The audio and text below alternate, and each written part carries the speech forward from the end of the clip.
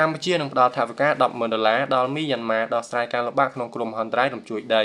កម្ពុជាបានផ្ដល់ជំនួយបន្ទាន់ដំបូងចំនួន$10,000ឲ្យប្រទេសមីយ៉ាន់ម៉ាដែលបានរងគ្រោះដោយហេតុការណ៍រំជួយដីកាលពីថ្ងៃសុក្រទី28មីនាហើយបណ្ដាលឲ្យមានអ្នកស្លាប់ជាង1,600នាក់ព្រមទាំងបំផ្លាញហេដ្ឋារចនាសម្ព័ន្ធនានា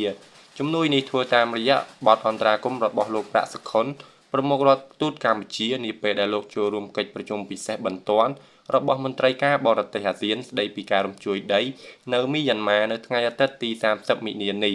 លើសពីនេះកម្ពុជាកំពុងតែពិនិត្យលទ្ធភាពរួមចំណែកបន្ថែមទៀតដល់កិច្ចខិតខំប្រឹងប្រែងសង្គ្រោះក្នុងតំបន់តាមរយៈការផ្តល់ថ្នាំពេទ្យនិងការផ្គត់ផ្គង់សំខាន់ៗផ្សេងទៀតតាមការសមស្របក្នុងបទអន្តរាគមន៍ឧបនាយករដ្ឋមន្ត្រីប្រាក់សុខុនបានឲ្យដឹងថាសម្ដេចធិបតីហ៊ុនម៉ាណែតនាយករដ្ឋមន្ត្រីនៃកម្ពុជានិងលោកផ្ទាល់បានផ្ញើលិខិតរំលែកទុក្ខដ៏ក្រៀមក្រំបំផុតចំពោះរដ្ឋាភិបាលនិងប្រជាជននៃប្រទេសមីយ៉ាន់ម៉ានិងប្រទេសថៃ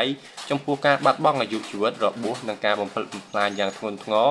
ហើយបានបួងសួងដល់ព្រលឹងនៃអ្នកដែលបានទទួលមរណភាពនិងសូមឲ្យអ្នករបួសនិងរងផលប៉ះពាល់ជាសះស្បើយយ៉ាងឆាប់រហ័ស